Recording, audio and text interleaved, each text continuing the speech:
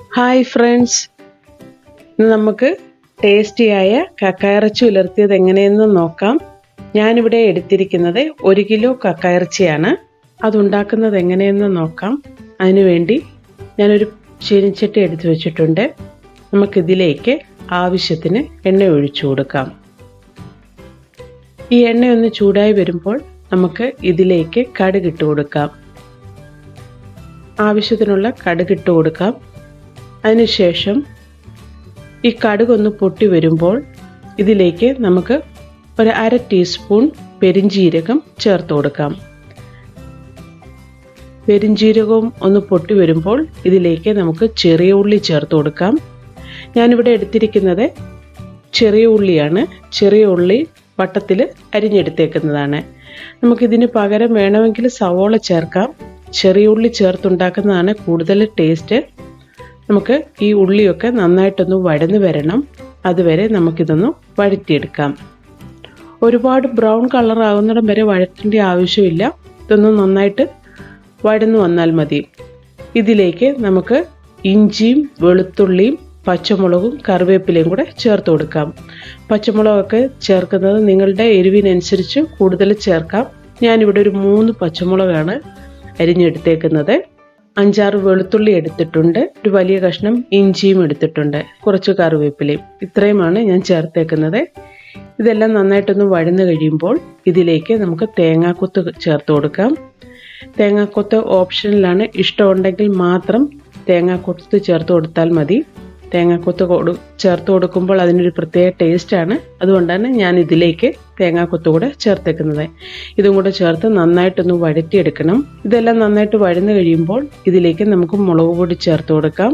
ഞാനിവിടെ 2.5 table spoon മുളക് പൊടി ചേർത്ത് കൊടുത്തിട്ടുണ്ട്. ഒരു 3/4 ടേബിൾ സ്പൂണോളം മല്ലിപ്പൊടി ചേർത്തിട്ടുണ്ട്. ഇതിലേക്ക് ഞാൻ ഗരം മസാല, മുളക് പൊടി മല്ലിപ്പൊടി എല്ലാം കൂടെ ചേർത്തിട്ട് വീട്ടിൽ തന്നെ പൊടിച്ചെടുത്ത മസാലയാണ് ചേർത്ത് കൊടുത്തേക്കുന്നത്. അതിലേക്ക് ഒരു 1/2 ടീസ്പൂൺ മഞ്ഞൾപ്പൊടിയും കൂടെ ചേർത്ത് നന്നായിട്ടൊന്ന് വഴറ്റിയെടുക്കാം. ഈ മസാലയുടെയൊക്കെ പച്ചച്ചുവ മാറുന്നിടം വരെ നമുക്കിതൊന്ന് വഴറ്റിയെടുക്കണം. ഇതെല്ലാം നന്നായിട്ട് വഴന്നതിന് ശേഷം ഇതിലേക്ക് നമുക്ക് കക്കയിറച്ചി കഴുകി വൃത്തിയാക്കി വെച്ചേക്കുന്നത് ചേർത്ത് കൊടുക്കാം. ഞാനിവിടെ 1 കിലോ കക്കയിറച്ചി വാങ്ങിച്ചത് കുത്തിയെടുത്തതാണ് ഇത്. അപ്പം നമ്മൾ 1 കിലോ കക്കയിറച്ചി കഴുകി കുത്തിയെടുത്ത് വരുമ്പോൾ ഒരു 3/4 കിലോയിൽ കൂടുതലേ കാണത്തുള്ളൂ. അത്രയും കക്കയിറച്ചി ഇതിലേക്ക് ഞാൻ ചേർത്ത് കൊടുക്കുകയാണ്.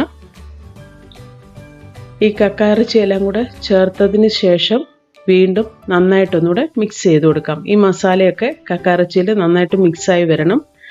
അതുവരെ നമുക്കിതൊന്ന് മിക്സ് ചെയ്ത് കൊടുക്കാം. ആ മസാലയും ചേർത്തിരിക്കുന്ന ഉള്ളിയും എല്ലാം കൂടെ നന്നായിട്ട് മിക്സായി വരണം. എരിവ് കൂടുതൽ വേണമെങ്കിൽ കൂടുതൽ മുളക് പൊടി ചേർത്ത് കൊടുക്കാം. ഞാനിവിടെ ഒരു മീഡിയം എരിവിലാണ് ഞാൻ ചേർത്തേക്കുന്നത്. പച്ചമുളകും ഒക്കെ ചേർത്തേക്കുന്നത് കൊണ്ട് ഇത്രയും എരിവേ ചേർത്തിട്ടുള്ളൂ. നമുക്കിതിലേക്ക് ആവശ്യത്തിന് ഉപ്പ് ചേർത്തെടുക്കാം.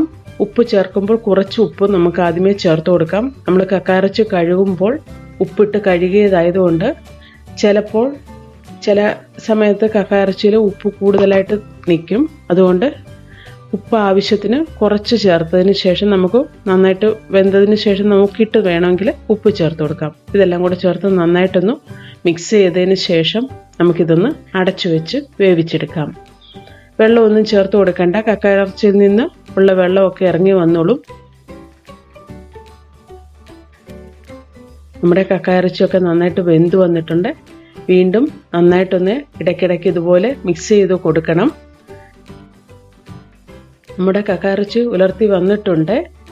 നമുക്കിത് ഇച്ചിരൂടെ ഡ്രൈ ആയി എടുക്കണമെങ്കിൽ നമുക്ക് കുറച്ച് എണ്ണയും കൂടെ ചേർത്ത് കൊടുക്കണം. നന്നായിട്ട് ഫ്രൈ ആക്കി എടുക്കണമെങ്കിൽ ഞാൻ ഇത്തിരി എണ്ണയും കൂടെ ഒഴിച്ചു കൊടുക്കുകയാണ്. നമുക്കിതൊന്ന് ഇച്ചിരൂടെ ഒന്ന് ഫ്രൈ ആയി വരണം. ഫ്രൈ ആകും തോറും ഇത് പൊട്ടിത്തെറിച്ചുകൊണ്ടിരിക്കും.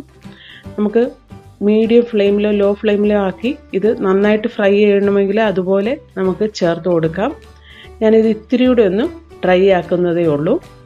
ഒരുപാട് അങ്ങ് മൊരിച്ചെടുക്കുന്നില്ല. ഇതുപോലെ എണ്ണ ചേർത്തിട്ട് വീണ്ടും നന്നായിട്ടൊന്ന് മിക്സ് ചെയ്ത് കൊടുക്കുക. നമ്മുടെ ടേസ്റ്റിയായ കക്കയിറച്ചി റെഡി ആയിട്ടുണ്ട്. നമുക്കിനിയും അതൊരു സെർവിങ് പ്ലേറ്റിലെടുത്ത് സെർവ് ചെയ്യാം. എല്ലാവരും ഇതുണ്ടാക്കി നോക്കണം. ഇഷ്ടമായെങ്കിൽ ലൈക്ക് ചെയ്യണം, ഷെയർ ചെയ്യണം, കമൻറ്റ് ചെയ്യണം. എൻ്റെ ചാനൽ ഇതുവരെയായിട്ട് സബ്സ്ക്രൈബ് ചെയ്തിട്ടില്ല എങ്കിൽ സബ്സ്ക്രൈബ് ചെയ്യണം. താങ്ക്